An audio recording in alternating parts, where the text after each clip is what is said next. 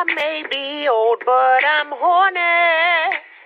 What? Come get me off, young blood. I told my golden girls you can get it. Don't play me now. I'm in that mode. Come tonight. If you want NBA 2K, and you better not say you'll pull up tomorrow. Superstar. Audition on the way. Just come and get this loving tonight. Sugar baby, I'm feeling horny. Hey, Mabel. I'm feeling horny. Hey. Whoa. What'd you say? Does the access code still work? You know it do. That access code only works for you.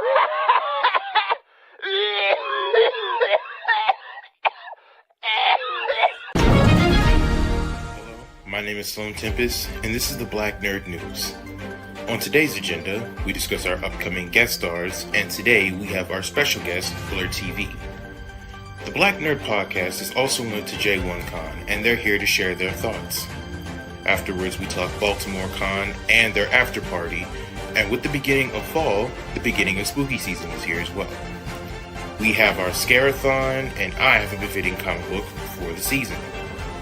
And for the rest of the crew, they discuss their Halloween costumes. The crew also has their third Baldur's Gate 3 session where they make their way through the land, trying not to die and trying to figure out what the heck is going on.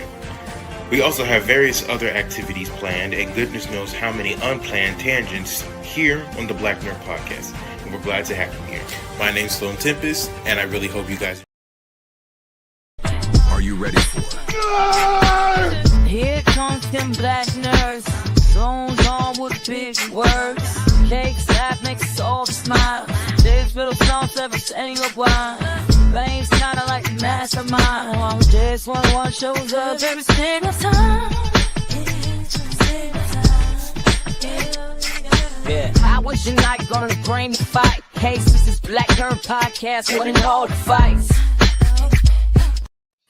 All right, we back up in this piece. I ain't got no sound effects, but you know, we doing what we do. All right, it is 2025. It's 9/28. It's 9 September the 28th, 2025. It is 6:03 p.m. Eastern Standard Time. We are in the building, Black Nerd Podcast. I'm your boy JS1 the Supplier. That is Fame, and then that is Jalen, and then we got my guy Sloan in the building. How's everybody doing? How y'all doing? It is a day, brother. It is a day. Woo, good Sunday, but it's a day. Hey, Jalen. Hey, brother Sloan. Hello. Hey, how you doing? Well, my day was made better, because the Lions won again. Okay, congratulations. I did not. You know what? Yesterday I learned so much Glad about we ain't Jalen. got sound effects now. Yeah, we found out that she is. She was going NFL hard in the car. Yeah. Non-stop. She gave us a straight hour of NFL like updates and talks and she was making one of her stuff. Yeah, with the good ones. So such and such is the best, right? Mm-hmm. Yeah. Great job. Well.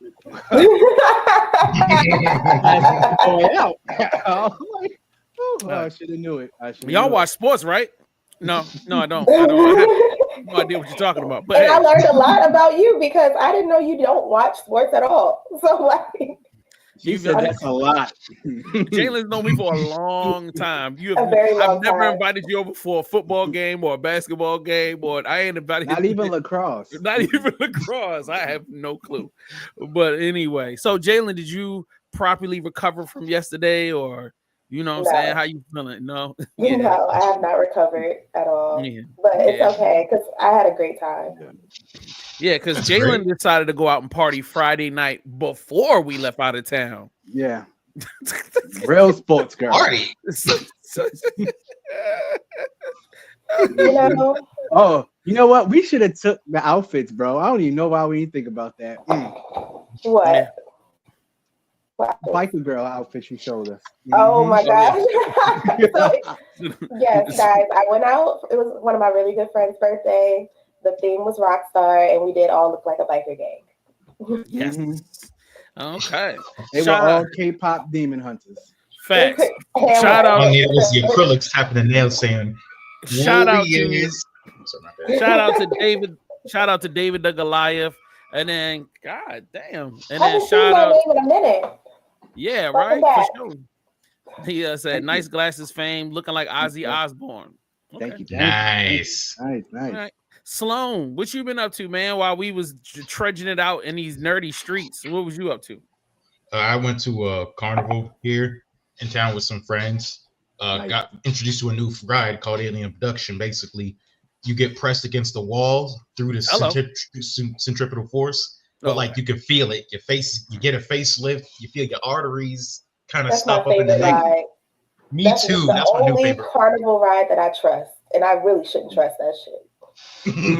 Oh yeah, the chairs slide it up. So who knows? One of these days may just dislodge and you go flying. No. Yeah. Hey, if that's what you want to happen, I guess that's what's gonna happen. Like, that's not something that I would be like, oh, maybe it'll just happen like that. Like, nah, I'm good, buddy. I'm super good. I am super good. All right, this is crazy. All right, so let's do these announcements, and it would be right when I'm doing some announcements is when this damn StreamYard don't want to work. God damn it. My little thing is annoying. So anyway, if you haven't done so, make sure you sign up on our Patreon, patreon.com/VVC Life.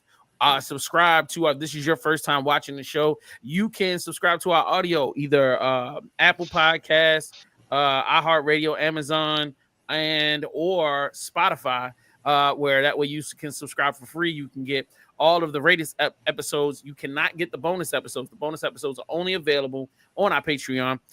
It's at $5 a month. And then not only do you get the ability to get those bonus episodes, you can get bonus episodes from all of the other shows that are on our network. An ability to super vote. Super vote means that when you see the cosplay contest that we're about to talk about and a bunch of other stuff, you will be able to vote.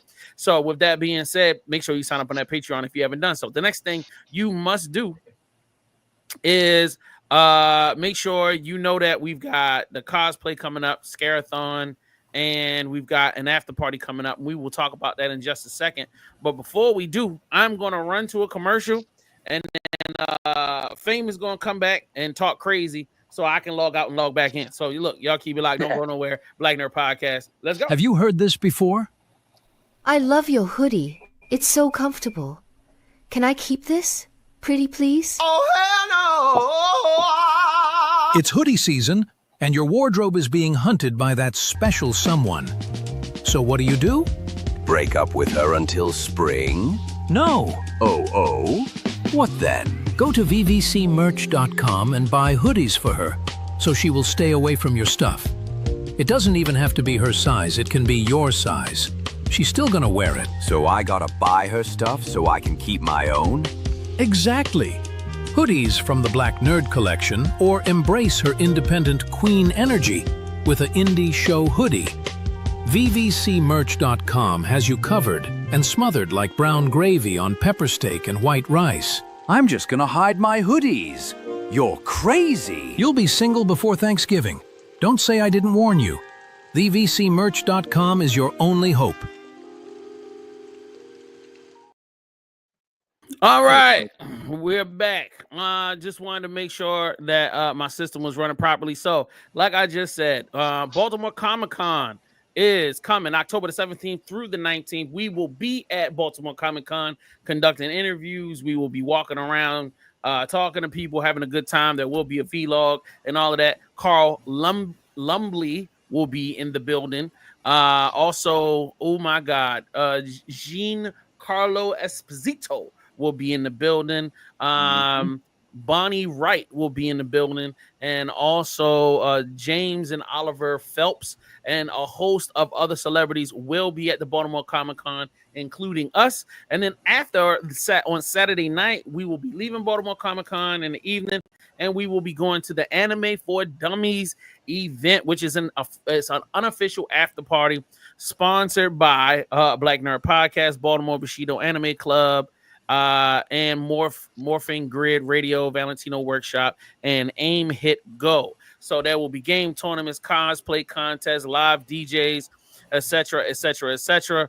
It will be at 322 West Baltimore Street, Baltimore, Maryland 21201. So make sure, if you haven't done so, go grab your tickets and show some love and pull up. It's $10 at the door or $20 for the VIP. So the next thing, because I ain't done yet, because this is still all in the news. Let's see. Before you jump too, but I thought we was live streaming from the Comic Con. Yeah, we did. Yeah, we didn't figure that part out. Okay, yeah, we definitely gonna be doing that. Even out important information. No problem, sir. We will be. The Scream-a-thon officially kicks off next Friday, October the 3rd, where we will be playing Dead by Daylight. On October the 10th, we will be playing Escape the House. October the 17th, we will be playing The Outlast Trials. October the 24th is the indie double feature spotlight, not spitlight. And October the 31st, we will be doing our official Scare-A-Thon finale party. And you guys can be a part of it. Only thing we ask you to do is sign up on our Patreon. You can watch on the free level, but if you would like to help our fundraiser, like if you want to see my black buck get the crap scared out of me, that means you need 5 signups on the Patreon per week. That means $5 between now and Friday. So I need y'all to get 5 signups. That means squad up level or higher. And in that way, I'll be on screen. And then every time somebody signs up or gifts a sub live on the stream, crazy things will happen. The lights will go off. Horror things will happen. You know what? Yes, sir. I think you should show the people how you look when you're scared. I think that'll motivate them. Honestly. Yeah. So there's a cosplay contest coming up in the same month. So obviously from now until next Saturday, you have the ability, if you want to join our cosplay contest, you can sign up for free right now. Go to our Patreon. And then we have a whole listing breaking down all of the contest rules. Pretty much we just want you to sign up. Take 5 photos of your cosplay, different angles of yourself so we can see the full cosplay. Create 2 different videos. There's a bunch of details on the Patreon, but go to patreon.com/VVC Life, read the contest rules for the cosplay, sign up, and look, all we want you to do is come through every Sunday. We will be doing interviews. We will be doing some challenges for the cosplayers. And then only thing you got to do is get your family, friends, and get the audience to vote for you. Whoever has the most votes gets $100, and it will be announced at our end of the month Scare-A-Thon party. So this is something definitely you guys will love. If you love the dress up, you love the Scare-A-Thon, then shoot, let's make it happen. Last and certainly not least is, let's see, what else do I got on this thing right now? Of course, after the show, y'all know Baldur's Gate 3 session, we will be going into our 7th session. So that means you would think after 7 times of playing this game, we would know what we're doing. We don't. And thanks, Sloan, for reminding people that we had no idea what we was doing. But we've been dying a little less and winning a little more, and that's the way the game is supposed to be. Yes, we have. You know what I mean? Come see us as we pick up all of these strong peoples and have no idea what kind of powers we're using, but we're trying to make it happen. I think it's just been fun for us to get into it and really learn the game as we go along. Last is our Revival 2. The Revival is November the 15th. That'll be a 24-hour live stream where me, you, the team, everybody, we will be doing different shows back to back to back for 24 hours straight. Games, contests, live streams, music, all types of stuff, man. So mark it on your calendars. Make sure you make the time to come and join us. With that being said, let me check the comments. Okay. Shout out to It's Mantis. Shout out to Mastermind. List. Thank you. Appreciate that. He said, what are the games? Great question. Please DM Fame at Plan B on Instagram, and he can give you gaming. I'll be talking about it the first Friday. The first Friday, I'll be introducing the indie developers. So, hey, David the Goliath, have you signed up for the Patreon yet? Go ahead and sign up on that Patreon, man. We need you over there. So, you know what I mean? That way we can continue to talk to you every day. So, with that being said, it is time to get into one of my favorite segments. Sir, did you have a question, comment? No, you can move quickly, but it's locked on a Patreon. The Scare-A-Thon. It should be the top part is open for everybody to read, and the bottom part should be locked up for members. I will take a look at it later. Out after the show. Yeah, I don't want to get into a back and forth about that live on air. All right, don't forget we got a special guest, Blur TV, so don't go nowhere. He's about to be here. We just got to get rid of. We got to go through all of our regular stuff. So,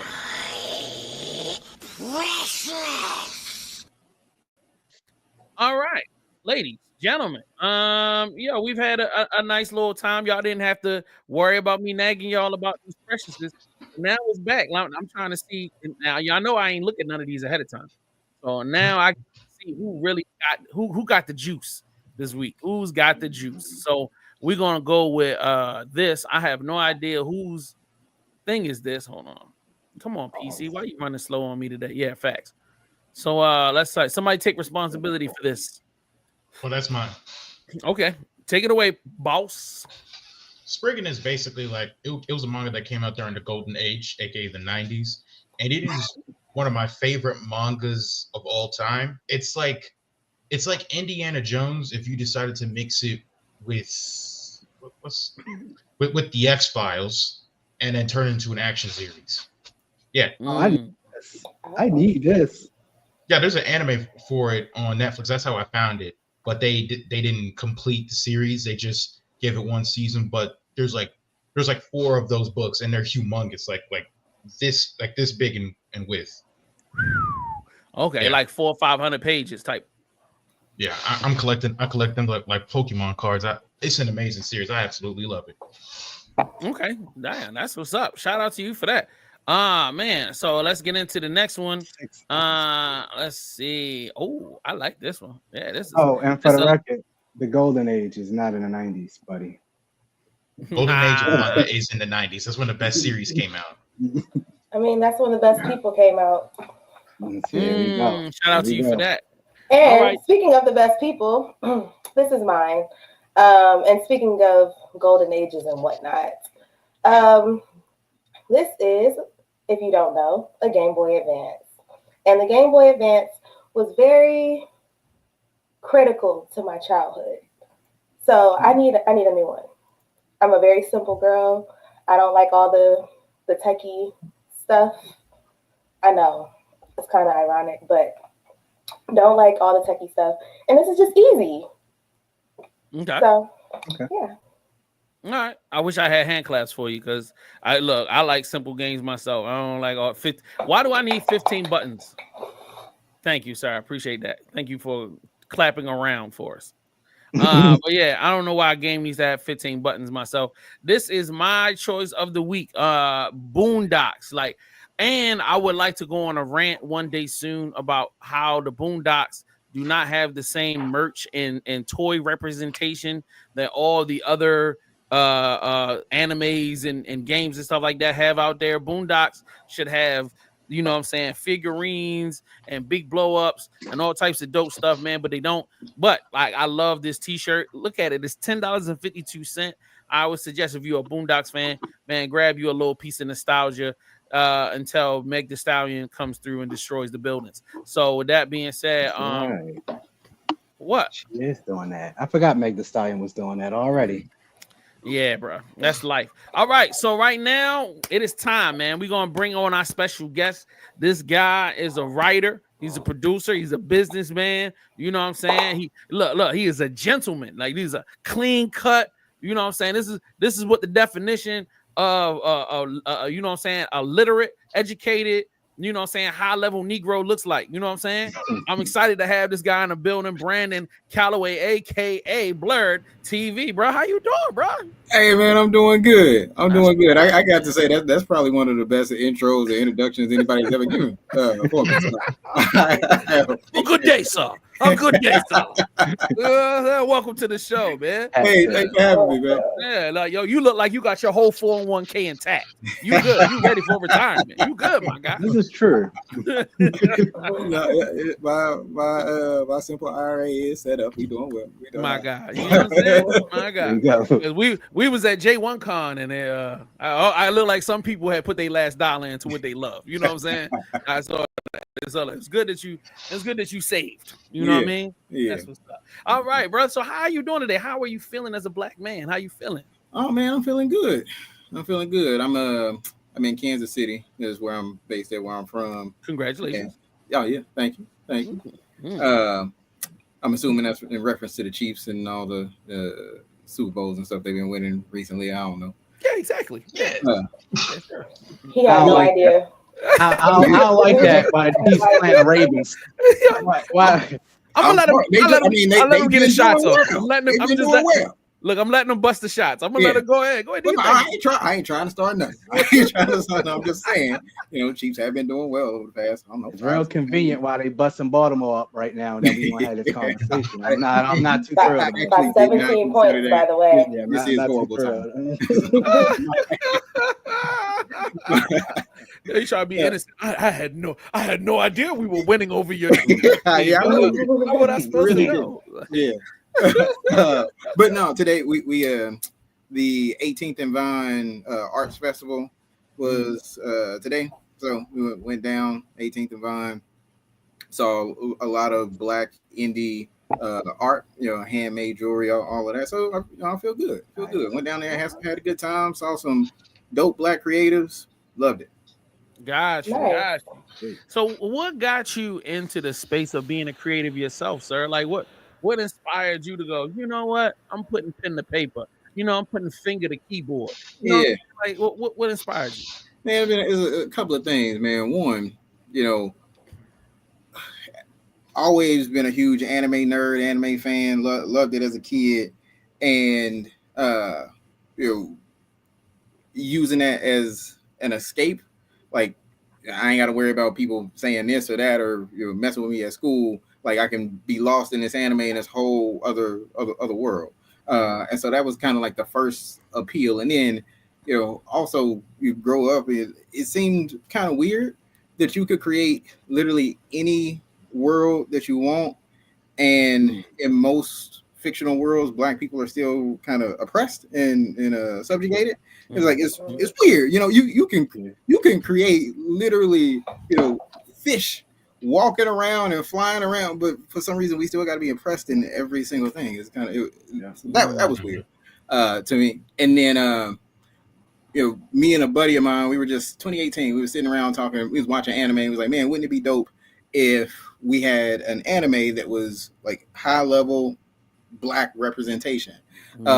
And at that point, I was like, you know what? I'm gonna do it, right? So I spent 2 years learning how to write. So I watched YouTube videos on writing, read books on writing. I was very, very terrified that I was going to end up writing a comic that was like, he is going to the bus, right? Like I was like, I don't know anything about this. I'm gonna be a horrible writer, but I want to do this. And so I spent 2 years learning how to do that, and then just dove in and wrote the first one, and inspired by a whole bunch of things. I am a evangelist about One Piece. I believe it is the greatest piece of fiction ever created in general. Wow. Yeah, I know. Sorry, strong statement. Attack on Titan, Vinland Saga, Yu Yu Hakusho. Just yes, sir. Huge anime. So yeah, decided to, give it a shot. Write out my first script. Did a Kickstarter back in wrote the first script in 2020. Kickstarter in 2021. Ended up getting that funded, and we've been rolling since then. So now we are published 9 different comics, 5 different comics, 5 stories, 9 comics total. So like Black Spartans is the main one. Sloan, I think you actually read that one, and that has 4. Yeah, that got 4 chapters. So 5 stories, 9 comics. Nice. And then connecting with other black comic creators and seeing some other common goals, it just made it somewhat clear that we need a hub that puts everything in one spot, right? Like it's amazing comics out there. Concrete Comics they doing the thing, they killing it. Godhood, Wingless, Knights of the Abyss. It's a bunch of stuff out there, and everybody wants to see it animated. And how dope would it be if we were able to animate all of these amazing Black indie comics, put them all on one platform? Just as a consumer, that would make me really, really happy. So I figured we moving from just being the comic producer and publishing company to growing and trying to create Blurry TV, the whole platform, so we can fully realize that vision. And I think I'm relatively confident that the Blurry community, if we are able to launch with multiple independent, original, high quality Black anime, I think the Blurry community would be really, really receptive, really happy about that. Okay, that's big. That's super big. Right. That's mad ambitious, brother. That's mad ambitious. All right. All right. He's a One Piece fan. Yeah, he don't want to keep that 401k. He about to spend that whole thing. What's up? Shout out to you, my guy. Shout out to you. All right, cool. So I want y'all to lock in. He's gonna be here with us all day. Well, not all day, but he'll be here for the entire episode. We're gonna be asking him a ton more questions. I got a ton of questions, but we got to get to a controversial segment.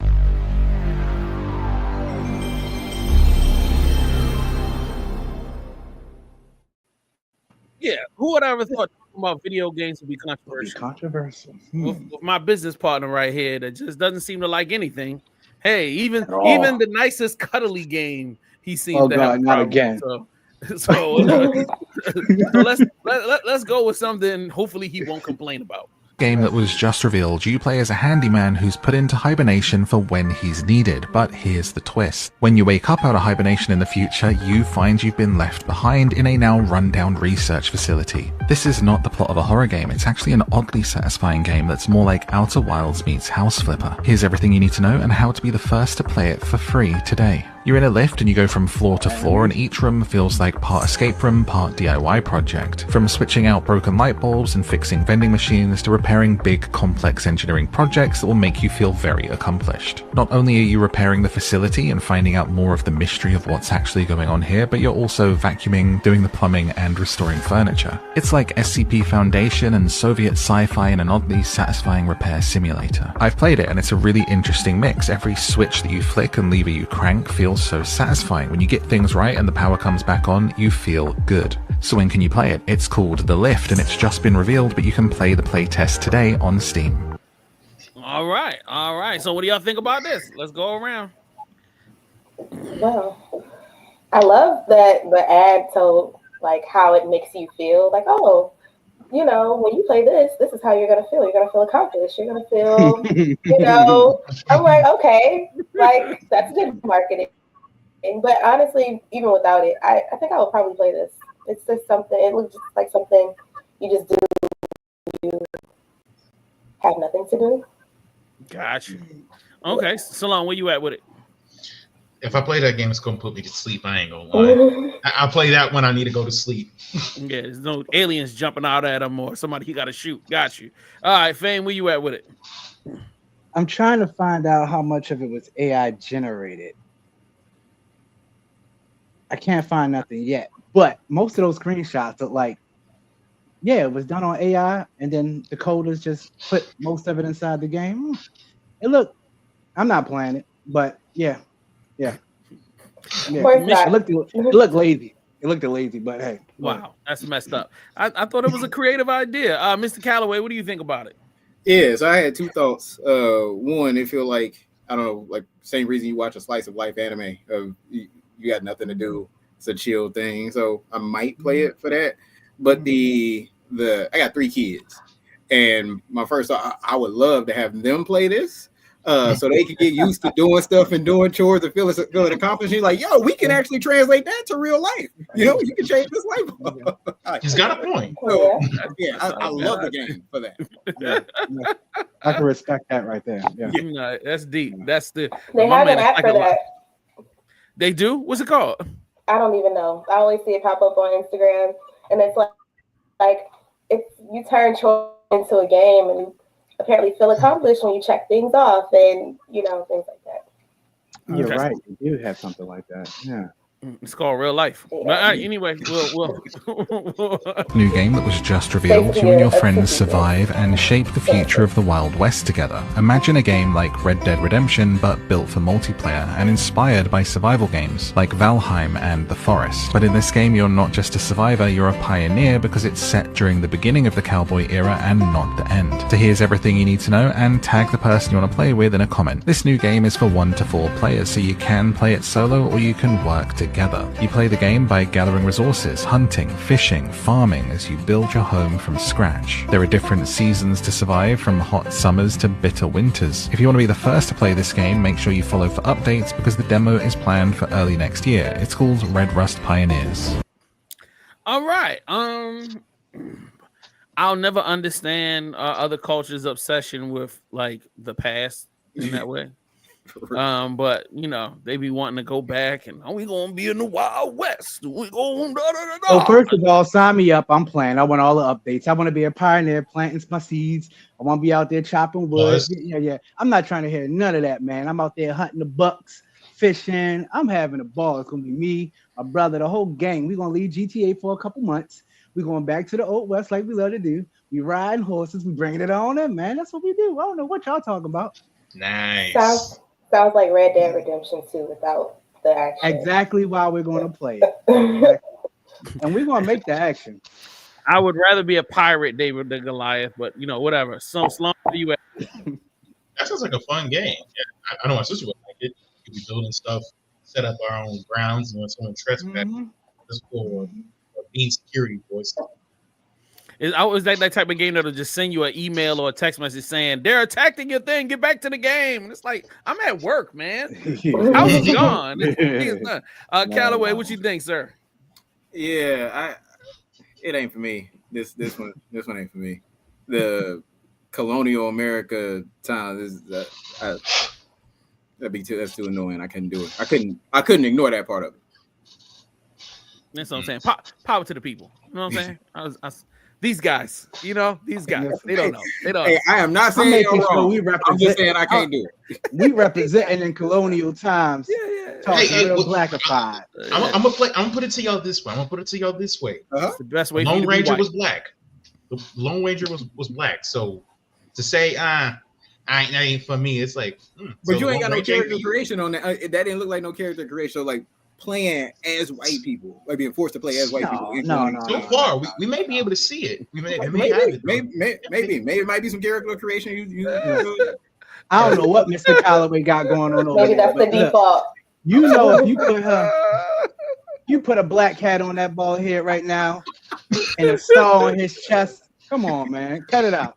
Cut it out.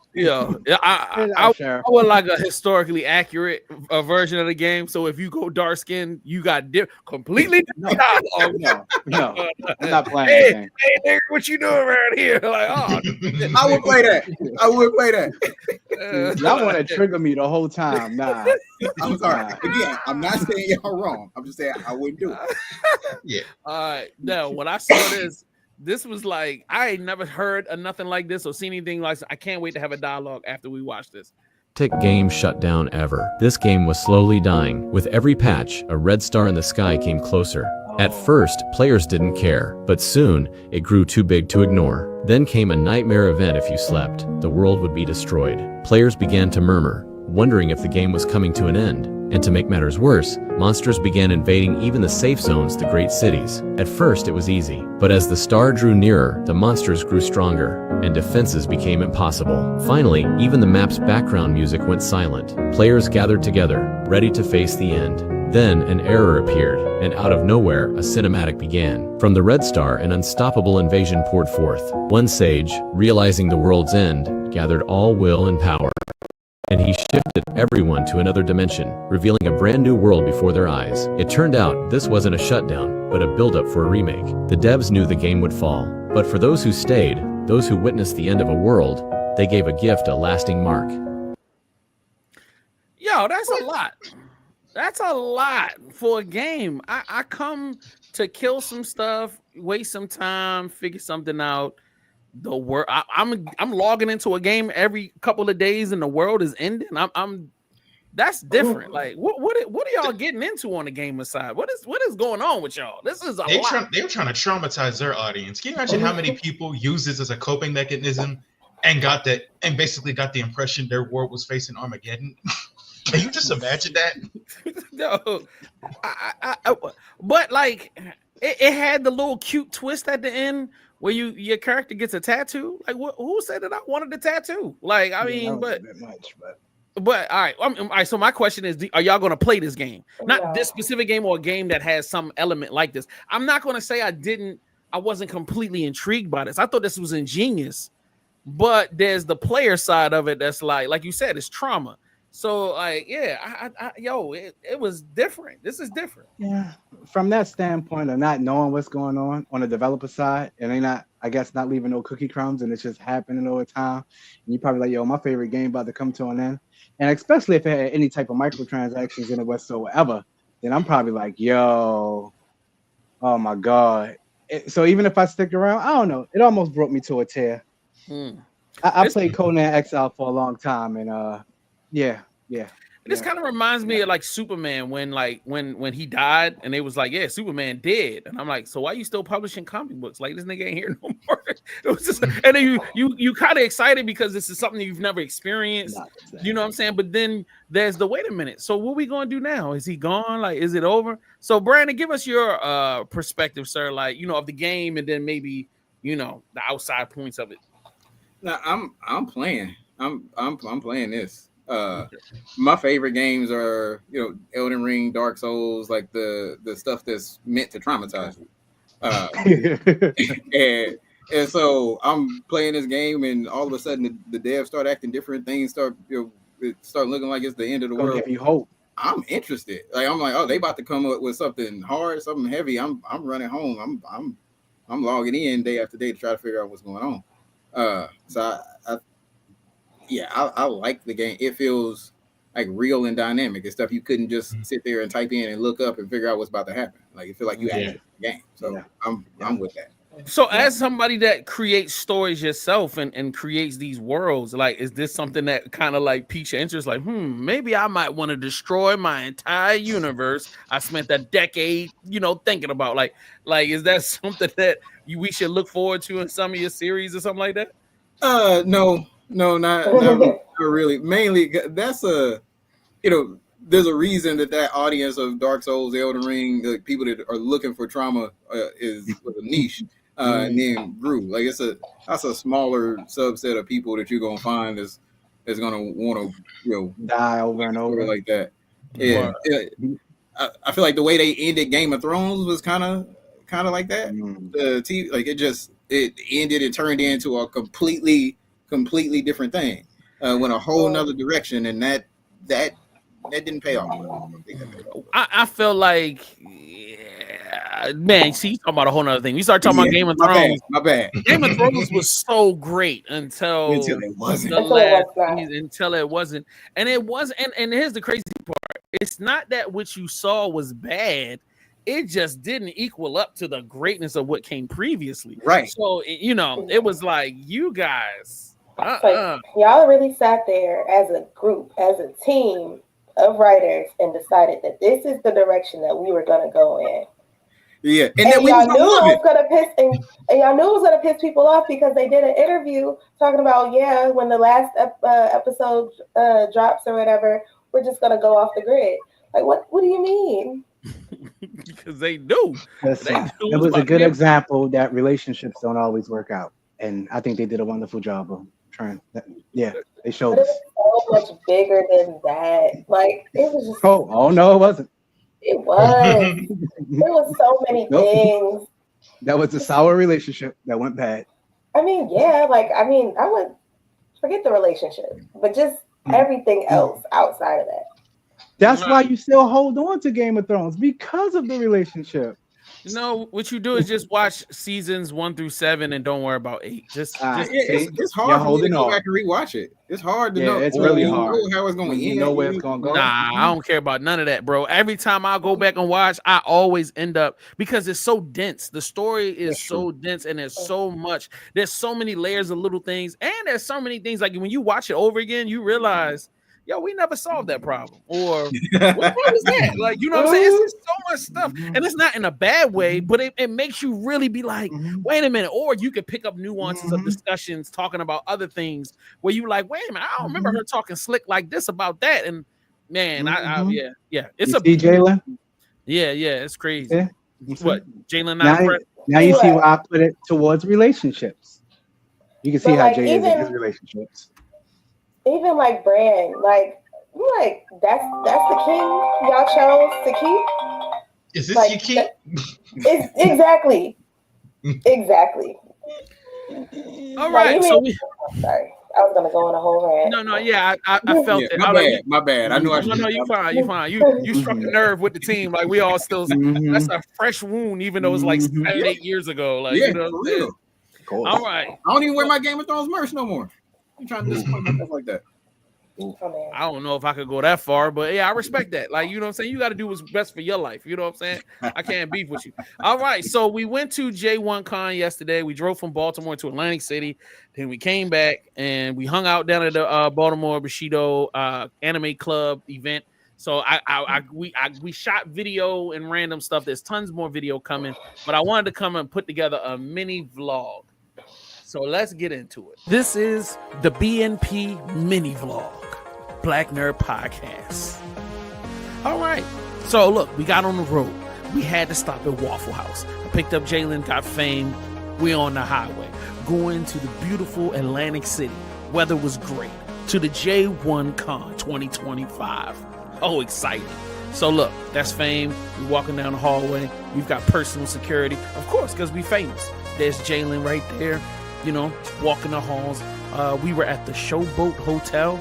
Like I said, downtown Atlantic City. It's a casino, an event center. There's like a dope, like, water park attached to the back of it. And then Fame's saying something. Don't know what he's saying, but let's keep it moving. So, you know what I'm saying? I think we got there late, 2 o'clock. Man, look at all these cool people that we met, man. Really great people at this con. They gave us press passes, so we were able to pretty much go everywhere. There were so many vendors. There were panels going on. There were video games being played, competitions. There was RPGs. There was a lot going on. Yo, we just left J1 Con. Oh, damn. We on our way to Baltimore. It's a doubleheader Fame. And then that's Jalen right there. And then that's Fame in the back. Yo, y'all niggas say what's up, nigga. Hi, guys. Y'all ain't hostages. I'm sorry, I got stuck here. This is a doubleheader Fame. Yo, that's not what I meant. All right. So we on our way back to Baltimore. The anime Bushido, the anime black anime group. We going to their event up at Map Baltimore. So I just wanted to shoot this content real quick, and then we'll post it somewhere. Yeah. All right. Yeah, because you don't have it real style. So yeah. Nope. Fuck that. So yeah.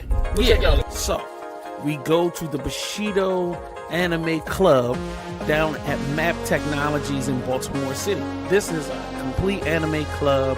Man, they've got a cracking Discord, really cool people. They had free snacks. They had a Tekken competition going on. There were people playing card games. There was Uno going on. Then there were people outside, people inside. You know, we ended up jumping on one of the PCs, and Fang got to showing us his new game. But that's it. That's the vlog. We'll check you next time. All right. So I wish I had some hand claps. It was just something we wanted to show y'all what we was up to, what we going around. Come on, Cash. You know, there you go. There we go. There you go. You know There we go. Brandon was like, I would not be caught dead at any of these places. No, I got you. I'm just throwing it up. I'm being messed up. I'm being messed up. But yo, it was a fun little, day out of the house. Like, normally I'd be eating barbecue, sitting on the couch watching something. But it was cool to get out. So anyway, yo, have you ever gone to J1 Con, Mr. Galloway? I haven't. I've connected with Justin over there about doing some stuff with Blur TV. But no, I ain't never been. Gosh, yeah, you should definitely go down. So, are you a con person? Do you like indulge in going to the cons? Do you sell product at the cons? And if you do, which ones do you like to go to? Yeah, I don't hit the con circuit that much at the moment. definitely plans to do that in the future, but the main ones have really just been here in Kansas City. We got Planet Comic Con, Planet Anime, and so yeah, go to those. Oh dang, that's what's up. Hey, let us know because we'll come out there. I ain't got no problem with pulling up. So yeah, you know what I'm saying? Absolutely. I didn't even know y'all had some cons out there, but now it's a good reason to come out to Kansas City. I got good barbecue out there. Yep. We known for barbecue. Got a lot of different barbecue spots, and the cons are. I mean, they got thousands and thousands of people. They pretty big ones. Gosh.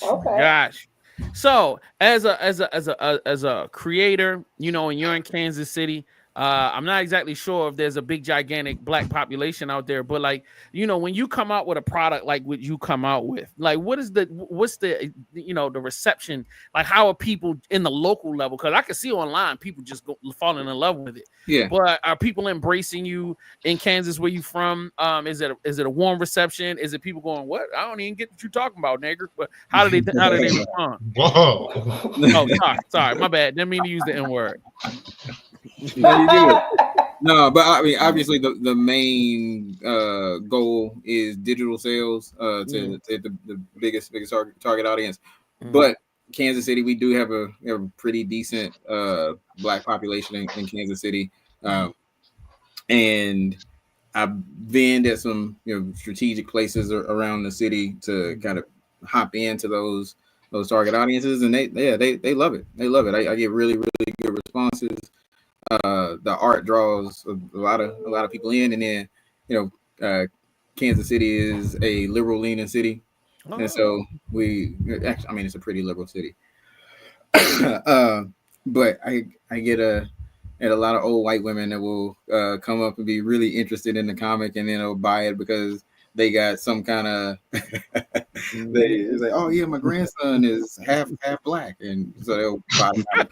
Not that colored. I really need to know that, but I mean, they're probably like, oh, representation. Yep. Yeah. They go crazy for it.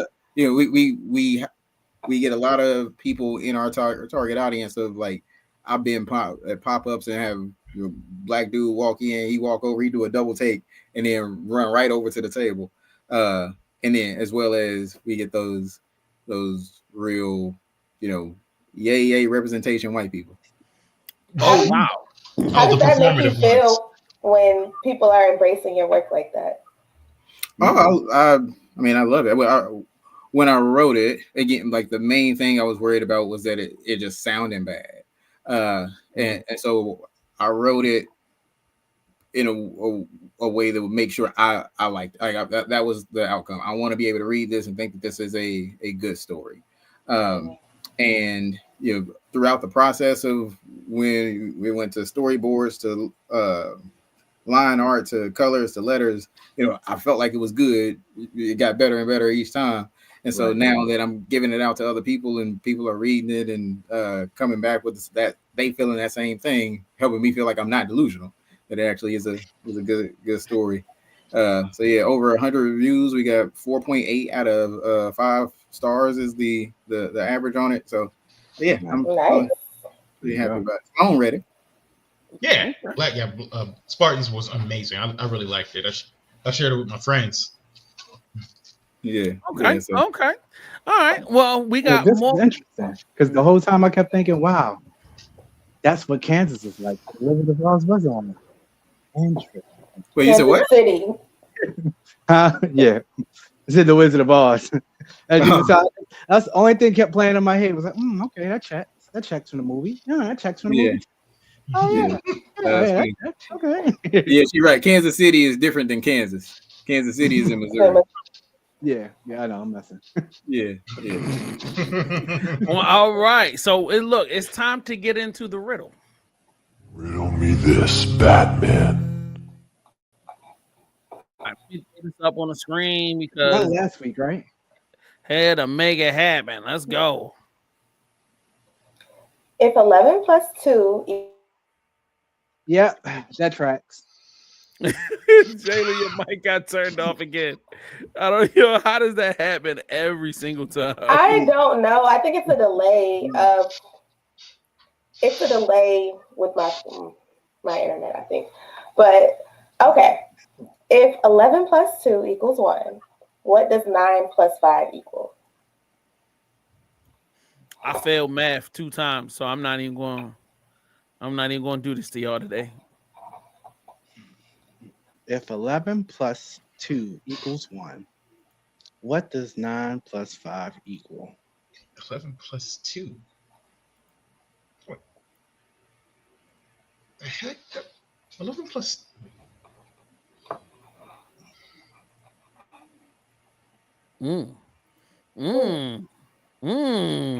Seems like the geniuses is having a little bit of a time. Come on, I know y'all have some guesses. I got the 90s dial tone buzzing in my head. The 90s dial tone buzzing in my head. All right. Oh, let me bring you back so we can all be on screen. Let's see. If 11 plus 2 equals 1. So if 11 plus 2 equals 1, what does 9 plus 5 equal? So how does 11 plus 2 equal 1? Because 11 plus 2 equals 13. But it does, but it can. Are we talking about in a different dimension? I got you. So this is like the multiverse right here? No, it is not. Bizarro math right here. Brandon, do you got any guesses you can throw in here? I mean, 1. My guess would be 1. No. Yeah, well, that's all I got. He said that's as much as I can do. All right, Fame. What was the reason behind your guess, or it was just a guess? 11 plus 2 is 13. 9 plus 5 is 14. If we just drop in the second number, then that would be 1, and that would be 1. Oh. So I took a guess that might be the algorithm, but clearly it wasn't. I like the way that man thinks. You get points for showing your work. All right. So look, y'all got 1 week to figure this out. So by the time we come back, then y'all be able to give the answer. Fame, I thought you was going to be able to figure this one out. This is your thing. I'll go with 5. No. I guess we'll find out next week. Yeah, we just gonna have to find out next week. We are trash for that. You know what I mean? So we about to go to one more commercial. We'll be right back. Don't go nowhere. It is BMP. One time for your mind, it's your man Mastermind, host of the indie show All Things Indie, your new favorite podcast that's secretly a late night talk show. Join the movement every Tuesday at 8 p.m. Eastern Standard Time on DVCLife.com. Are you ready for Halloween? Are you ready for the Scare-A-Thon? Horror live streams, cosplay contests, gifts and prizes for our Patreon members all month long. Help us raise money to help kids. Join now. Patreon.com/DVC Life. Party with us if you dare. Yeah, the glowing crotch gets me every time. We're back. Black Nerd Podcast. That's pretty inappropriate there. But make sure you tune in for that Scare-A-Thon. Participate, be a part of everything we got going. Y'all know this time, man. It's time for the news.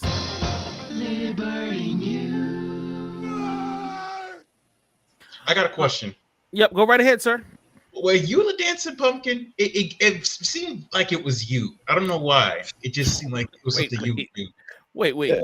I'm the dancing pumpkin?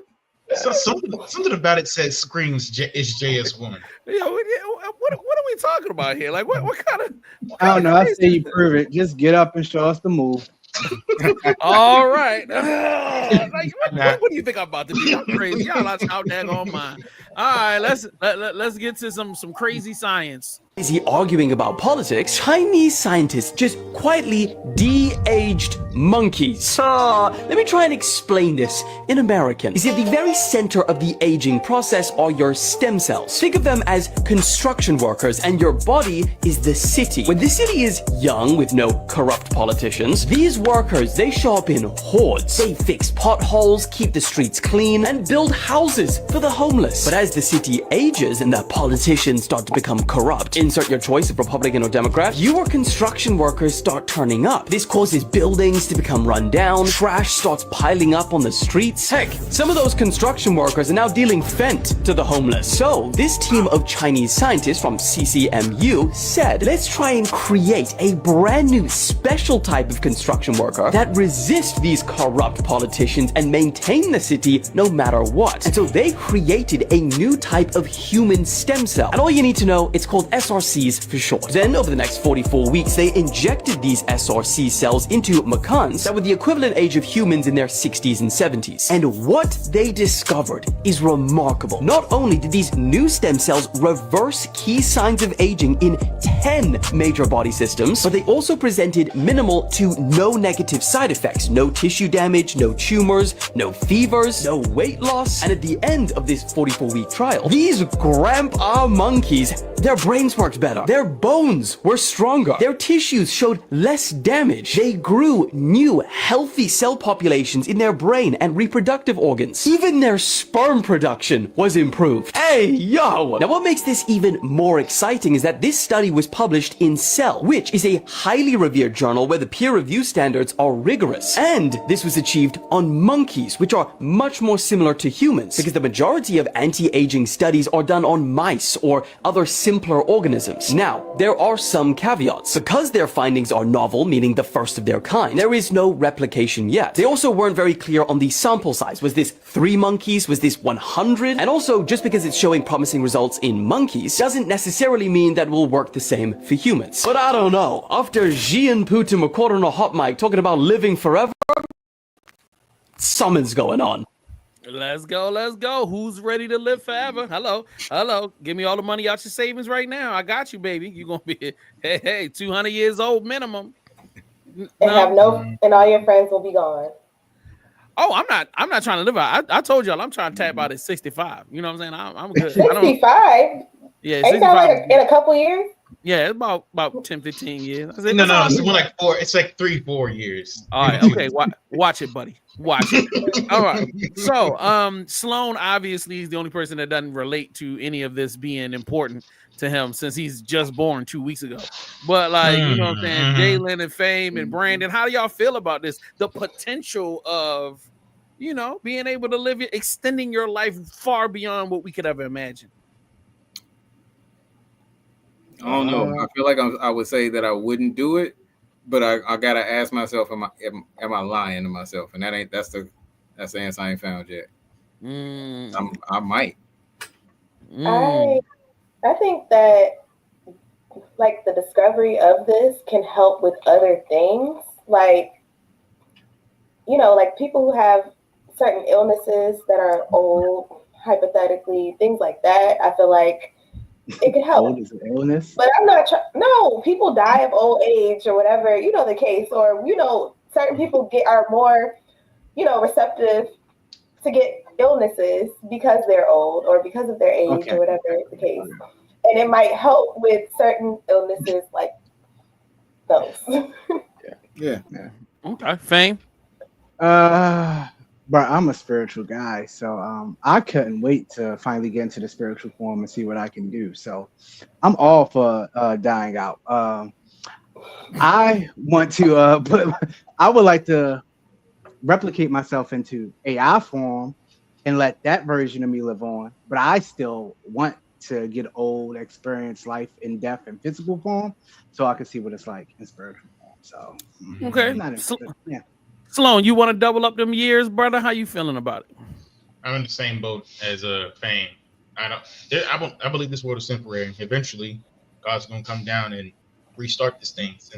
Since Adam and Eve said, "No, we don't need you," he said, "Cool, see how well you do," and then they decided to mess things up.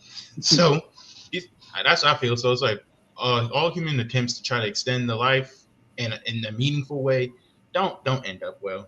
Even now, it's like, why would I want to live longer in this kind of world? You got people dying just for having an opinion.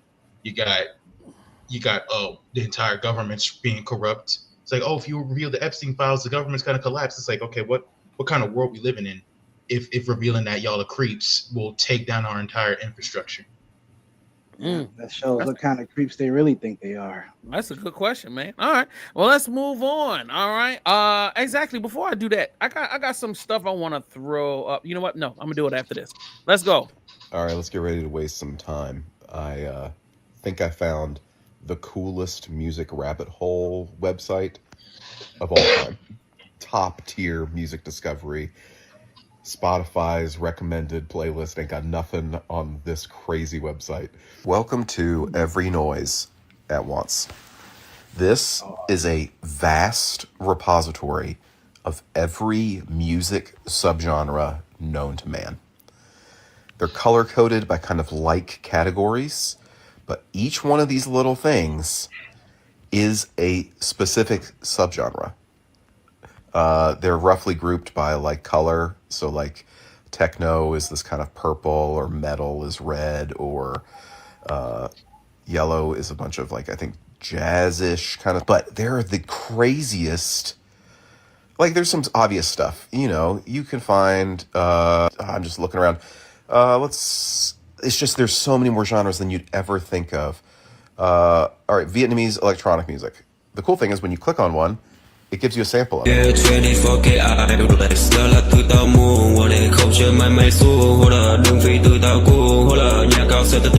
Okay, low-key, pretty cool. Let's go, let's do some Sophistopop.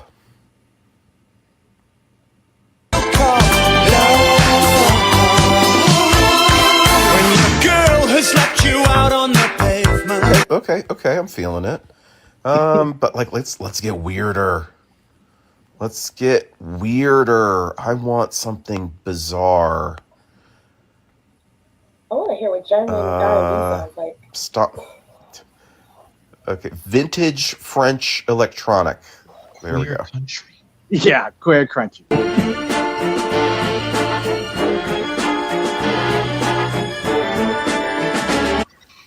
Okay, I'm vibing. I gotta go to that website. I gotta. Then what you can do is then click on these little arrows, and it'll. I need that website.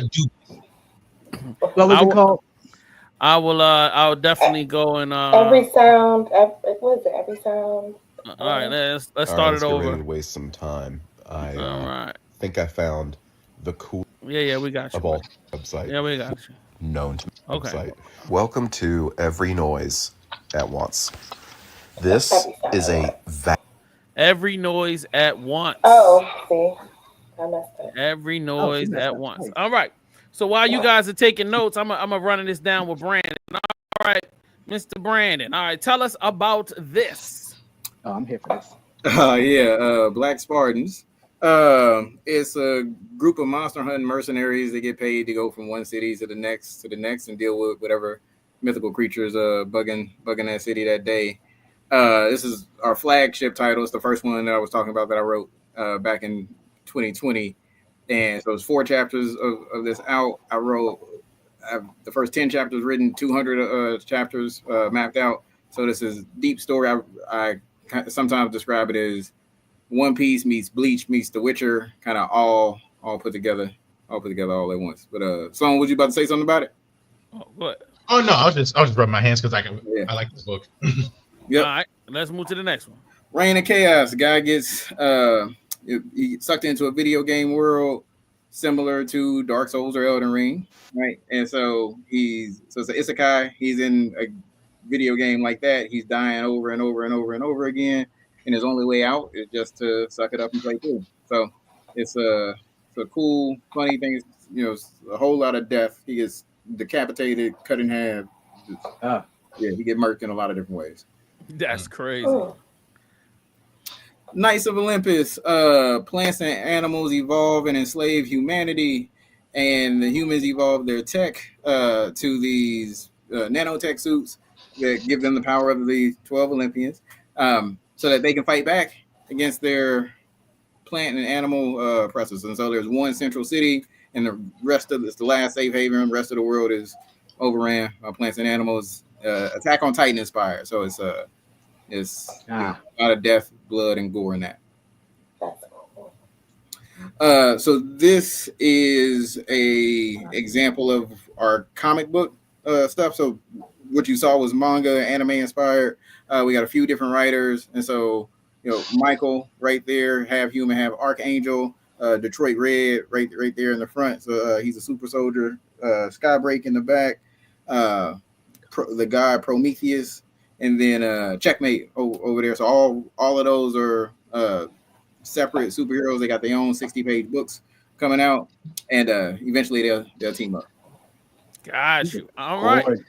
Awesome. He's got a bunch of other stuff. We're gonna get to all of it in a minute. I just want to kind of spread it all out so people can enjoy Yeah. it. All right, let's get to a little DC talk. DC Universe needs to be stopped. The FBI needs to step in. The new lore and designs for some of these Justice League members should be fucking illegal, bro. It's literally just Dark Souls, but make it DC Comics. Absolute Batman is broke. He's got no money. He's got no mansion. There's no butler. This man is a blue collar worker built like the mountain from Game of Thrones. And brother in Christ, he is 6'9", 420 pounds canonically. Like, come on, bro. His bat emblem turns into a fucking battle axe. What are we talking about here? He's just in it for the love of the game, bro. And I know damn well if you like James Gunn's version of Superman, you are not going to fuck with Absolute Superman. Because this man is lost. He's brooding. He is a beacon of hope in a world where hope no longer exists. He's still trying to do the right thing, but he's like roaming the world looking for trouble. This man will throw the fuck down and cross that line if he has to. There's no Fortress of Solitude. He's never met the Kents in this. He is a wandering guardian of fucking solar-powered battery, so dystopian for Superman, but I rock with it. Absolute Wonder Woman was raised in hell by Cersei, not on Themyscira. She's literally the queen of the underworld, wielding both Amazonian power and dark fucking magic. Her lasso isn't the lasso of truth anymore, it's the lasso of transformation, so she can fucking morph into anything she wants. And she's got just like a fucking giant anime sword. Come on, bro, this is peak. Wally West is our main Flash in this, and he gets introduced in his first comic at age 15, brother. Why is a 15-year-old Flash even allowed to be active in this world? Demons and monsters and horrifying shit, just a world of no hope, and yeah, let's throw a 15-year-old Wally West in there for fun. He's just a kid, bro. But the craziest part about this is there's no Speed Force, right? His powers are from a mysterious entropic energy source. So we got a Flash who runs on dark, disorder, and chaos. What the fuck are his powers gonna lead to? Do not even get me started on Absolute Martian Manhunter. Instead of just being like a Martian with an alter ego hiding on Earth, they are now two completely different entities. One of them is Detective John Jones, and the other one is the Martian, which is this alien consciousness that fucking attacks it. This shit is like psychedelic horror. Bro is constantly losing his fucking mind, just having mental breakdowns every single day. There's also no Green Lantern Corps in this, but there is an intergalactic force that's referred to as the Green Lantern Power. But essentially it's this like religious horror, this supernatural element just drops down into this small town and they don't know what to make of it. There's no ring, there's no guardians, there's no like constructs from the ring. But in this world where all the heroes are fucking terrifying and massive, can someone explain to me why Green Arrow looks like this? This man's about to get fucking cooked. He does not belong here. Either that or he's like the most dangerous man on the planet somehow. And don't get me fucking started on the villains here, bro. They are vile. I'll do a full video here at some point, but we got the Joker wearing babies as a coat. Killer Croc is basically just fucking Godzilla at this point. Mr. Freeze looks just like a creepy Slender Man. And do you see how fucking big they made Bane? Batman is 6'9", 400 pounds. How big is this dude? Absolute DC is some of the most fun I've had reading comics in a long fucking time. All of these redesigns and lore changes are fucking excellent. You have to dive in. I brought this to the show because this is the first time I've heard somebody sell me on anything DC. I mean, outside of Sloan, that I really bought into. That I was like, wow, like this is super interesting. I really need to delve deep into this and going into like the differences between this the older characters versus the newer characters. I thought this was fire. Like, what about y'all? Does this sell y'all on the concept of maybe grabbing a couple of DC books? Absolutely. I thought I put you on to Absolute DC. Yeah, I've been reading it for a year now. No. Yeah, you did. Jaylene, you was about to say something? Oh no, I was saying absolutely. Yes to all of it. This is probably the only Superman like anything Superman related I will actually buy. Gosh. So I mean, yeah, everybody else, I love DC comics, but I just don't like Superman. So, I think they made Wonder Woman look way more palatable than some of the stuff. I just think Wonder Woman, the normal version, is a little corny, but but this definitely good. Mr. Calloway, what about you? Oh yeah, I was trying to remember if I still have that DC digital account, because that's I ain't read a DC thing in a minute, but I might end up reading that tonight. Yeah, we're gonna have to get that dude, hire him to read all of your books and then do videos like Yeah, this. Like, for real. you know, yeah, he was going deep into that. I was like, He okay, sold the hell out of it. he Yeah. sold the hell out of that book, man. Great job, man. Fame, They what need to about write you? that man a check. Yeah, facts. It looks amazing. But I wish DC would have just did new heroes and went another direction instead of taking old heroes and just making them absolute fake versions of themselves. I love it. Love Absolute, but I think it's time for some new stuff. Okay. Yeah. I think that's what the Absolute universe was. Like before they even launched it, it's like this is DC's action. This is DC finally giving an answer to the Ultimate Universe kind of thing. Because they've been trying to replicate that ever since I think the Earth 1 era, but they failed. Like they failed really bad because I don't even hear anyone talk about Earth 1 anymore. Yeah. Yeah. It was not that it wasn't good. It's just compared to Ultimates. I mean. Right, for sure. All right, we got one more video left, and then we're gonna get back to Mr. Calloway's comics. Let's go. Instagram update you're sleeping on. Wake your ass up. Instagram just dropped lockable reels and you're acting like it's not a big deal. You can hide content behind secret code. The Weeknd's already doing. No, not that one, the other one. Yes, The Weeknd's already doing it and you're still posting everything for free like it's charity. Tuh. AI search is live in Reels. The first 5 words in your caption help you rank higher, and you're still writing just vibing and wondering why your reach is trash. Start captions with exactly what your content's about. Help the algorithm help you.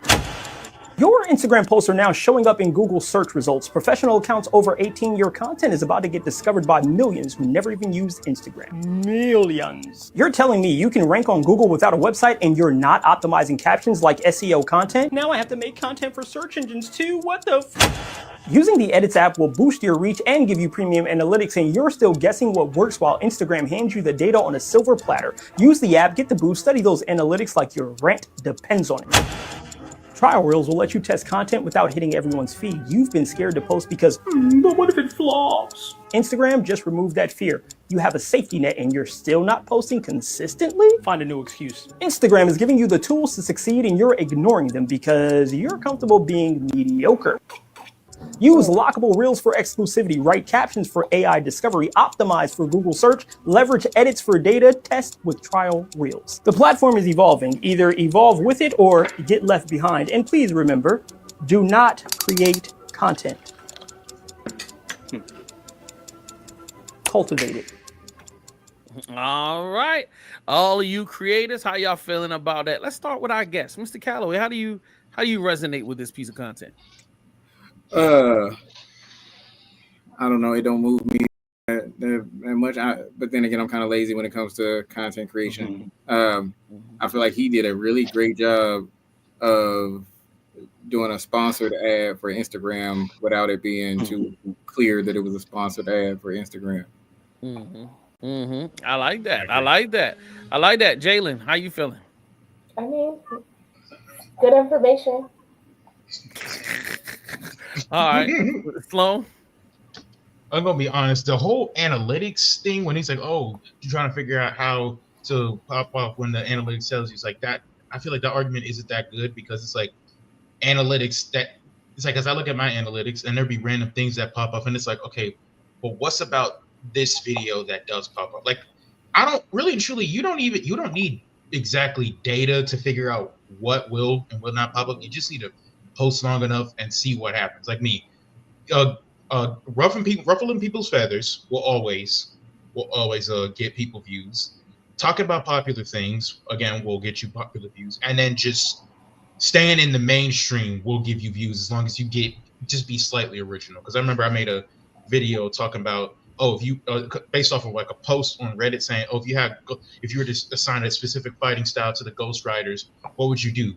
I just stated what they basically already do, like have Robbie possess stuff, have Danny use his chain, and have Johnny do Hellfire X, this forth and so on. Now it's like in the thousands. I'm like, oh, okay, damn, okay, Fame.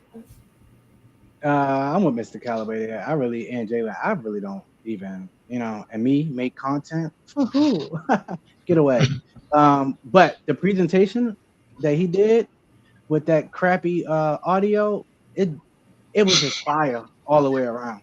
I enjoyed the way it looked. Did not like the way it sound, but if I ever wanted to stop being lazy, which I don't want to do that, yeah, I know where to go back to get the information. Gotcha. All right, let's get back to you, Mr. Calloway. Tell us about this. So the Blur Files is everything that I've already mentioned. So this is, what is it, 5 stories, 9 different comics, 180 pages, all in this one book. So we got 100 pages of Black Spartans. We got the first 40 of Reign of Chaos. We got Michael in there. So it's just everything in one book. Got you.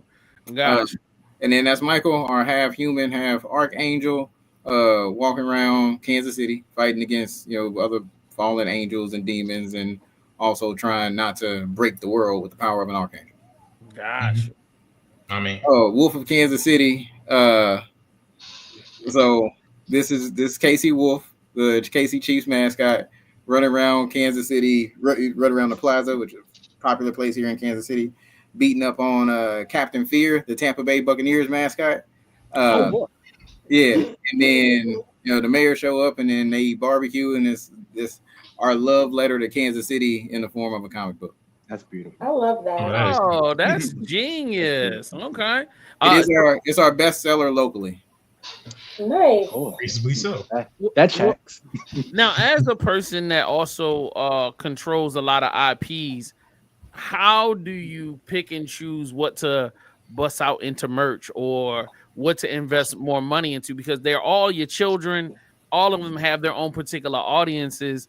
It's just like, and then once, I don't think people really understand each comic book that you're talking about. They're a completely different world that has to be expanded on. So how do you end up making the choices and like, what are the hardest issues, the biggest issues you're having with having all these IPs? Yeah. So the first challenge was that when I kept getting these new ideas, I would write them down, and eventually, I'd actually type out the whole narrative, and then I start, writing up a script. And then I had the scripts, and I was like, oh, I need to do this. And so it stopped me from being hyper focused on Black Spartans. And I can't say that I regret doing it, but business wise, it's why Sloan, you only read 4 issues of Black Spartans instead of the first 10, because I went in these other directions. Now I have a list. So if I get a new idea, I won't put pen to paper on it, because I'm not trying to pull myself in another direction. I just keep a list of a whole bunch of comic book, movie, TV show ideas that I got. And so now Black Spartans is our flagship. And so, these are just business decisions. The flagship is pushing us forward. We got other writers that will come in and take over some of the other stuff, so that those move forward on a slower basis. And I'm not trying to keep up and do every single thing. Got you. Okay, damn, that sounds like so much work, bro. But shout out to you. I mean, I think it's phenomenal that people get a variety of choices and they don't have to reach outside of you to find something that they can enjoy. Yeah, and one of the things that I found, because I was just throwing it out there to people, like whatever we got, if you want it, you can read it completely for free. Just tell us what you think about it. Give us some feedback. And we found that if people really like Black Spartans, like they were probably really deeply into anime, and they didn't really like Michael, because Michael is more traditional Superman type superhero. But our older demographic will really, really love Michael, and they wasn't really feeling Black Spartans at all. And so to me, I was like, man, this, like, I wrote both of these, the 2 that I spent the most time developing, and I was intentionally trying to create 2 completely different worlds, completely different stories, different characters, in a different field. And it feels really good to have that kind of confirmation that has happened. Word. Okay. I love it. All right. We got to get into some AI scaring us stuff. AI news and conversations. I have only one function: to kill.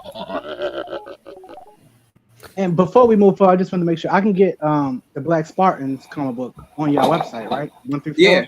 Yeah. So the Blur Files has everything. So it has Black Spartans 1 through 4, Reign of Chaos 1 and 2, has Michael in there, Knights of Olympus, and Wolf of Kansas City. All of that. is in the blurred files. And what's the website again? Yeah, it's blurredcomics.com.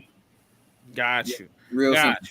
Got you. And is any of the stuff available on like Amazon or anything else like that? The blurred files is also available on Amazon. So we condensed everything into this one book, so we don't have the singles of the different books anymore. So on our website, $30, and we ship it out. On Amazon, it's $35. We also ship that out. Got you. All right, let's scare the crap out of everybody. So, an Albanian politician throws trash at their prime minister after he appointed an AI chatbot as government minister. Yeah, this is real life happening. Real life, super crazy. All right, so yeah, I mean, I know y'all not tripping about that. It's out, Albanian people, like, it's crazy. Look, we have AI people getting AI artists making multi-million dollar deals. So and of course, and AI is going to be president of the country. Exactly. Okay. It's inevitable. But that's the light stuff. All right, let's get a little deeper. All right. Amazon just invested millions into a platform that writes, directs, and animates entire TV shows without a single human filmmaker. This isn't the future. It's happening right now. So Amazon just backed a company called Fable, the creators of Showrunner, which is an AI-powered streaming service that some are calling the Netflix of AI. You give it a prompt and it generates an entire animated episode, even a full season. The crazy part is that viewers can watch it or change it. Seriously, if you don't like the ending, then just rewrite it. The AI will re-render the whole episode to your liking. This platform doesn't rely on licensed IP or real writers. It fabricates its own stories with zero creative labor. So where does that leave storytellers, filmmakers, and artists if AI can pump out endless content that's personalized literally for every viewer? Do audiences still care about your humanity or voice? This isn't just another AI tool. This is a shift from storyteller to simulator, from forming a narrative to manipulating the human algorithm. So here's the real question. Do we double down on originality and authorship, or do we start making films for machines instead of people? Because that's kind of where audiences seem to be heading. Drop your thoughts in the comments. All right, so we are all creatives here. We all write, we all produce. And let's start with Mr. Calloway. He is our guest, and man, what are you feeling? So first I wrote down showrunner because if they can do what they claim to do, I need to know all about they market and they weak points because that can easily be seen as a market competitor, especially when I'm trying to outraise a little bit of money. So I need to know about that. As a creative, the idea, I mean, you create a story when somebody else is reading that story or watching they are receiving a message. You're receiving a message from another human person that is trying to convey a message to you, right? Some kind of lesson, emotional message or something. And so am I okay with replacing that to receive a message that a computer, generated program wants me to know? It's conditioning the human society to know. I don't like that. I don't love that. Okay. Yeah. Jalen, how you feeling about it? Obviously, like from someone who's creative and, loves creators, it's actually pretty fucking horrible. But like whoever came up with that idea, genius. Yeah, from a business standpoint, it makes really good idea. Yeah.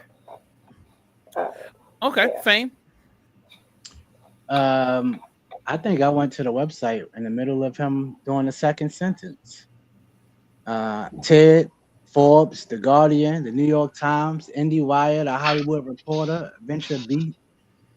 Bruh, it's already way beyond what we probably was even thinking. And I clicked up and I signed straight up and they put me right on their Discord already. And they're asking me to go ahead and create a story. Just like that, from you asking Mr. Calloway to Jalen to me. It's crazy because I know what we do as creatives. We wake up in the morning, or we walk outside, stumble somewhere, we come up with an idea, that small little seed. If you're as creative as me, 10 minutes in the bathroom and you got a whole new world. It's ridiculous that the way AI does things at their speed. And even when I do it now, I'll write an idea down. Well, I like using ChatGPT, but I don't like ChatGPT ideas per se. So as a creator, I like my whole entire world to be my world. So when I put my ideas down, there's this long, like it's ridiculous when I stop writing, and I'd be like, oh, okay, well, that's the blueprint of my world. Let me see what this guy has to say. But just to know how other people go in there and they put in about a few sentences and then they love it because they wouldn't have created anything on his own, I think it's kind of whack and scary, the direction that the world is moving in on that perspective. Yeah. Sloan. It sounds like an episode of Black Mirror.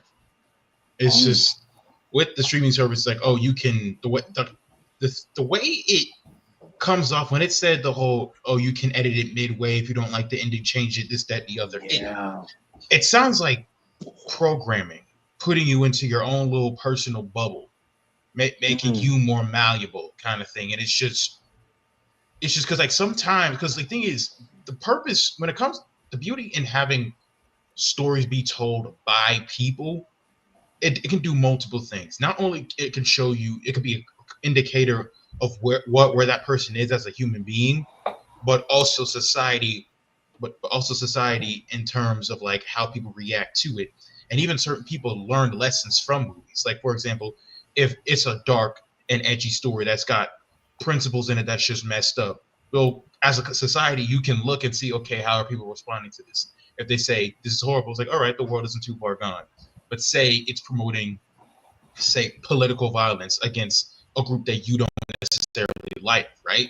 And if people respond to that positively, like, yeah, it's like, wait a minute, so we descended to this point, kind of thing. So now it's like, I feel like this whole thing is doing, it's like, it's basically throwing up a whole little, what's the word I'm looking for? Like something to block what your perception of the world. So by the time you like look at the world per se, things will change much quicker in your perspective wise. Oh yeah, and I'm sorry to do this, but hey man, I gotta take y'all further down the rabbit hole with AI just to scare the crap out of you more.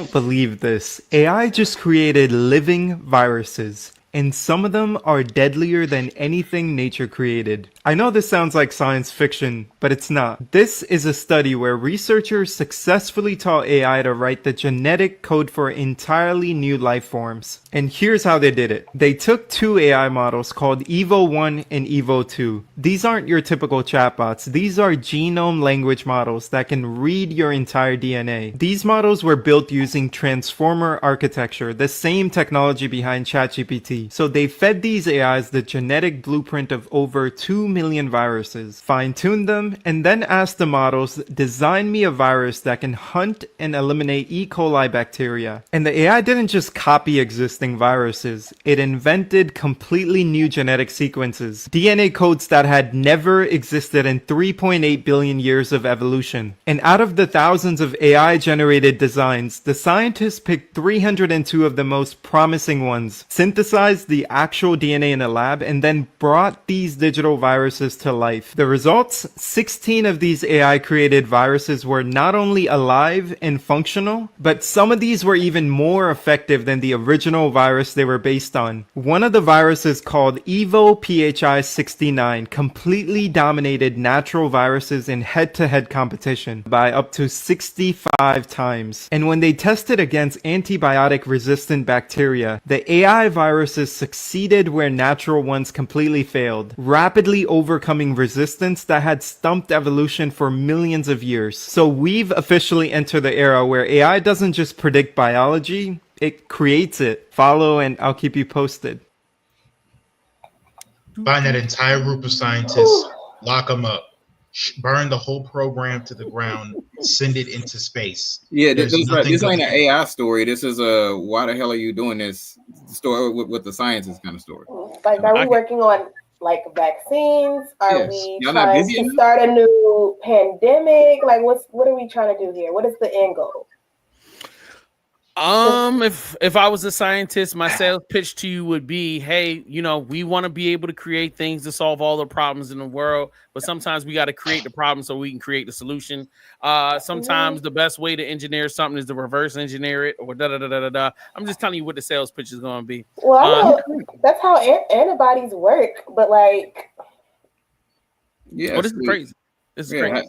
Have you properly assessed for the risk of this? It would be the very next question. Like, yeah, I understand the benefit, but there's still a risk The analysis. correct answer, Jay, was yes, we have.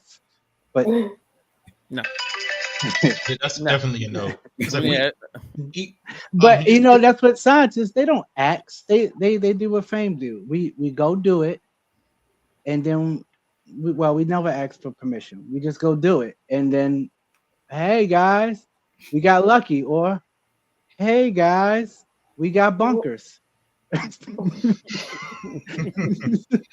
Oh my God! All right, well let's continue. We're about to get this thing wrapped up, and we got to get Sloan's segment in, and then I got a few more questions for our special guest. So Sloan, it's your time. Yo, I'm coming on strong like I'm bursting through the page. Got that comic vibe, heroes rise, I'm ready to engage.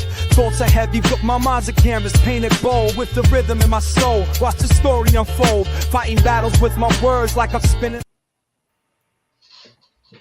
All right, so that's a image of Carnage. He goes to Damn it, he's in here somewhere. I'm gonna find him. He's in here. There we go. There we go. So today's story, to match spooky season, I got Spider-Man 2099 Dark Genesis, which takes place in the 2099 universe, but gives it a bit of a horror twist. This takes place after the events of Spider-Man 2099 Exodus, which basically had the Masters of Evil of that era. They introduced a system called the Black Cards, which basically allows you to do anything, no matter how vile, and say, hey, I got the cards, so you can't do anything. He took this system down, so now the repercussions of that is people getting mad and being vengeful. So one of the former card members ingested a symbiote, which evolved into 2099's Carnage. This thing's a monster. It feeds on human blood, but it also is a master at like manipulating people, because the basis of this series is basically it's like the corporations, because like Alchemax is one of Marvel's most corrupt organizations, and in the future they have their tendrils in everything, healthcare, TV, etc. So what this version of Carnage did was it basically spread its infection to other people, so he can basically gain access to their genetic code, so he can drain their blood at will. And as a result, but basically what makes it interesting is the fact that it's a story talking about what's the difference between vengeance and justice, because the people wanted to kill the populace wanted to kill the members of Alchemax and kill anyone who had the black card and set us in jail, which it feels like in this day and time, this is a story we need to talk about, because Spider-Man was like, no, he's like, I'm here to protect the people, but I'm not gonna let you kill people. It's like, aren't you for us? It's like, yes, but not when it comes to killing people kind of thing. And we get introduced to all kinds of characters like 2099 Daredevil, 2099 Blade, who's the son of Blade, but instead of being half vampire, he is half zombie. And speaking of zombies, this story also has artificial zombies and stuff that Carnage created. We also get the modern day Venom, who's more of a good guy now and trying to take down Alchemax. And this version of Punisher is an Alchemax grunt. So he goes in to handle the dirty work, etc. Yeah, that's crazy. Yo, the graphics look fire on it, man. Like they put a lot of work into this revamping this whole storyline, and even just the host of characters that they brought in there. I think it was really well done. So shout out to you, my guy. Thank you so much. I appreciate you. So, Mr. Calloway, before we wrap up and get out of here, man. So, you've got Blurred TV, and you are crowdfunding so that you can develop, animes and cartoons to go along with these great Black IPs. When did you come up with this idea, and how long have you been on the process of fundraising? Oh yeah. So I went in a few phases. The first, when I came up with the comic book thing, that was back in 2018. when I had the idea for the comic, and then like October 2020 is when I wrote the first comic, and then March of 21 is when I actually printed the first comic. So that's kind of when I started the comic thing. Then, gosh, December of 22 is when I realized that Blurred TV needed to be a thing, right? So to move from the just comics to an aggregate place to actually put out anime. And so that's when I created the Blurred TV YouTube channel as well, and started putting stuff on there and started growing that. And yeah, all the way till now. And so from then, throughout then, it's been kickstarting comics and then selling them and using that to print more and all of that. And so that's what we currently been doing.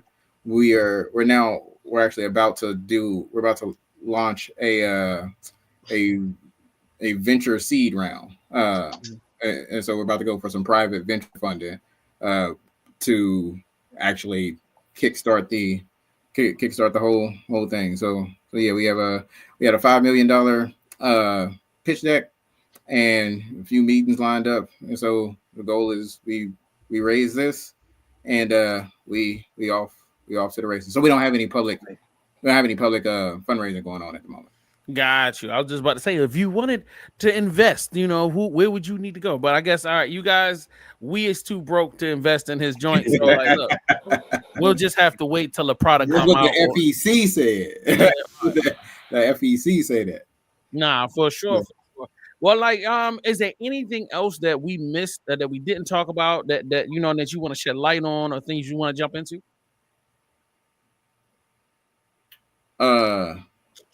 No, not really. I mean, we hit all the comics. We hit the order stuff, and just, I mean, I could talk for a while about the passion behind doing it. I think that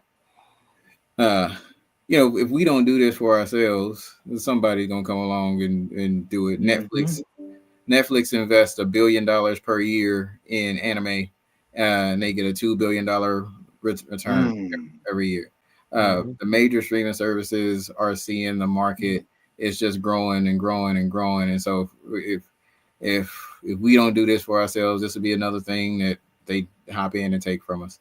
So I have no question about if this will happen. I just know that I need to put my time and energy and effort into making sure that it's us to do it. Thank you, man. Well, I appreciate you so much, sir, for taking the time out of your busy schedule to come and rock with us. You know what I'm saying? I'm definitely a fan. I can't wait to start grabbing some of those books off the shelves. And, we just some little guys trying to float along in this nerd universe. But it's nice to know that you got some great products, and that eventually I'll be able to give you some breaks so I can watch me some anime. That's all I need. I love some black anime, so I can't wait. So hey, we need a news channel. We need a news show on Blurred TV. And so if we're successful in this raise, then we a while ago we put out a consumer survey, right? And just asking people, what do you want to see on Blurred TV? So what do you want to see on our YouTube? What do you want to see when we actually launch the show? And on YouTube, as well as the full streaming service, the number 2 thing on both of those was Blurred news. So what y'all doing? Y'all are directly being responsive to this major market request. And so it's a gap that we have that we need to fill. And if we get a successful raise, I probably shouldn't be talking like this all publicly. Yes, sir. You should be saying that you're going to get we get a successful raise. One of the things that we need to initiate is just re-stimulating our YouTube channel. And consume from our consumer survey, the number 2 thing that they've said they wanted is black news, right? And Blurred news. And we can't do it ourselves. So shout out to y'all for y'all already got it, y'all already doing it. So man, bro, y'all might be on this ride with us. Hey man, I appreciate that. Like, honestly, the reason why Fame and I started this show was we didn't see something that we love to talk about black stuff. I mean, about nerd content. And then we didn't see any place that we could go that would kind of like segment it out for us, be professional. I mean, of course, there's a lot of conversation around specific topics, but to bring it all together, that was something we was like, bro, we got to do it. So we just became what we didn't see in the marketplace. So like the fact that you even recognize what we're doing, a lot of people just be like, oh, y'all just podding, but they don't understand like the nuances of it. So, this news. Yeah, man. And I really appreciate that. So like, yeah, man, hey, whatever you got, you hit us up. We can always figure it out. You know what I mean? Yes, sir. Look, we on our way up as well. So like we're looking for partnerships and ways where we can make sure we can, when we transition into doing this the full time, we can grow at a healthy rate, and everybody can be taken care of. So whether they're working on screen or behind the screen. So shout out to everybody, the whole team. Yeah. All right. Well, thank you so much for coming. Oh, did you want to shout out your design team, the people that do the graphics and the cartooning and all that? Yeah, so I got a lot of different. I have a lot of different artists throughout the different stories. Macchiato Studios is actually probably the most consistent artist that I had. They did most of Black Spartans. Great, phenomenal studio. They do a lot of work with Black Sands as well. Gotcha. And so yeah, they're a dope studio. My guy down in Brazil, Cesar Gutierrez. He does a lot of my art as well. And then I probably had like 4 or 5 other artists that have done one small thing. Okay, gotcha. Yeah. Gotcha. But Caesar and Macchiato are the two core. Okay. Awesome. Well, thank you for showing up, sir. We really appreciate it. And this is your home. Anytime you got a new book you need to drop, or if you need us to promote anything, man, just give us a shout and come on through and promote it to us. And if you ever have extra books and you don't know what to do with it because it's taking up space in your house, you just go ahead on, mail it on down the hill to your boy. You know what I'm saying? I ain't got no problem holding on to some books over here, just in case. Yeah, I feel you. I appreciate that. Yeah. For sure. All right. It's almost time to go, y'all. So y'all know it's time. It's time for these shout outs. So Jalen, come on, give us your shout outs and your last words. Shout out to the Lions. Just bull crap. Really? That's what we doing today? Man. Yeah, that's how I feel today. I might feel differently next week, but probably not. And shout out to you guys. No, actually, no, I'm being silly. Shout out to everybody that we met yesterday at J1Con. Like, we met a lot of like really great people who do a lot of really great things. So shout out to them. And yeah, that's it. All right, that's what's up. Sloan. A shout out to Mr. Calloway for being on the show, and shout out for all you guys for having me, and shout out to my artist Leo for writing my story, for drawing my story, and shout out to you guys. That's what's up. I'm about to be like, Sloan, what he needs you for? If he writing it and drawing it, get you up out of here, player. No, I'm just messing with you. All right, Fame. All right, let's go. Of course, sweet baby Jesus. Off top.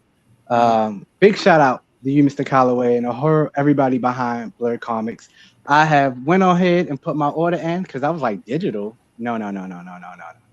So my $30 book, I'll be looking for it in the mail. Shout out to everybody. I really enjoyed the con, the atmosphere with you guys. I didn't talk about my precious that I picked up yesterday. I didn't, I really didn't even get into it, but this is one of the swords, Link sword. This is perfect for our adventures on Baldur's Gate. So I will be wielding this thing in a little bit. Pause.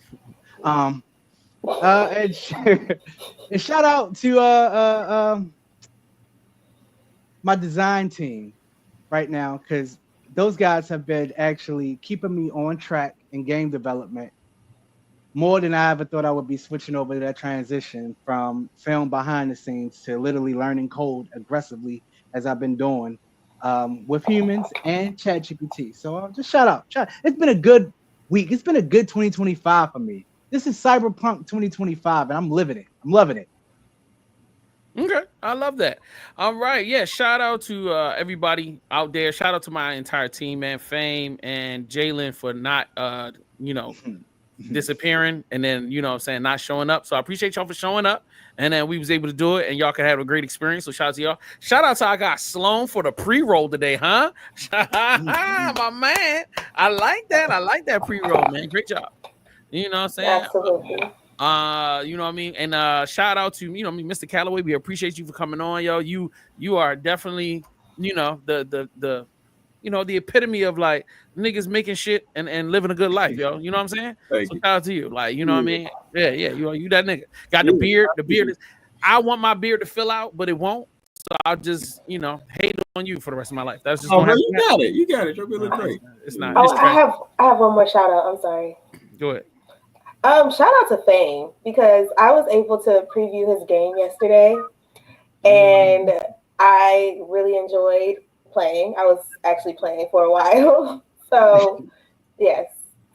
Yeah, thank you for giving me those scares. I love to watch somebody get scared to death. And yeah, there were some jump scares. Okay. Shout out to our guy Black Dog. He said BMP. Hey, shout out to you, man. The new episode of damn it. His new episode bootleg track is out. Make sure if you haven't done so, go to our Instagram page. We have reposted it. You know what I'm saying? We will be playing it on the show next week. Big Dog, I just didn't have time to pull it down and get it ready to go onto the show, but I'll make sure we drop it next week. Man, he's a great creator. You know what I'm saying? And definitely one of our homies. So make sure y'all support Black Dog right now. Last but certainly not least, next week, we have the creator of the 9 to 5 Warriors coming on to the Black Nerd Podcast. He will be telling us all the secrets on how in the world he was able to create his own line of toys and not be rich. I mean, he white. He could be rich. So you don't know. He might just got all types of money. So like, look, I'm just trying to learn something, and I'm trying to see if I can get a discount code so I can get some of them damn toys for myself. The next week after that is Holy Ark? Yeah, Holy Ark. Boom, the creator of Holy Ark will be coming the following week after that. You know what I'm saying? He will be chopping it up with us right here on the BMP. And with that being said, we out of here, man. We're going to check y'all next week. Actually, bro, I had sent you something. Hey, Black Dog, if you still watching, I've been meant to show you this. We're going to put it up when we put the episode up. But I had went and made him a joint for his first joint. I was like, oh, yeah, I can't say it. I'll wait. It's going to be posted. You said what? What was you saying, Jalen? Oh, no, I was saying we could see it. Oh, you can say it good? All right, but we'll see it real soon because I'm making sure it gets to the episode. What'd you say? What you put? Did you send it to the G chat or something? I just sent it to your personal phone. That's gonna I'll make sure. Yeah, I know. All right. He tapped in, and I was like, "Oh yeah, wait! I did sound like 3 weeks ago, and I keep forgetting." That's crazy, yo! Big shout out to y'all. All right, he said, "Yo, that's dope." Go ahead.